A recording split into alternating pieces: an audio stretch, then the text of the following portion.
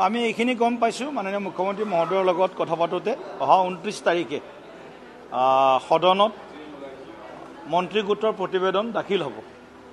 আৰু নিশ্চিতভাৱে এই বহু প্ৰত্যাশিত যি মন্ত্ৰী গোটৰ প্ৰতিবেদন এই প্ৰতিবেদনত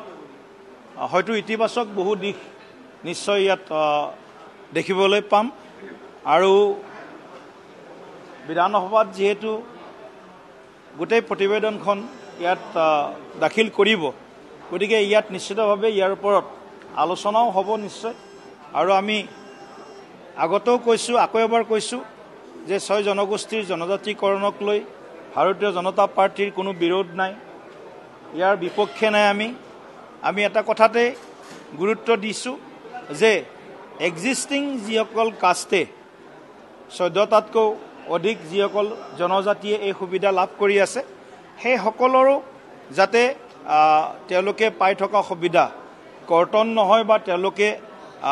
ইয়াৰ পৰা ক্ষতিগ্ৰস্ত নহয় এই কথাটো নিশ্চিতভাৱে পবিত্ৰ সদনত আলোচনা হ'ব আৰু ইয়াৰ যি প্ৰতিবেদন বা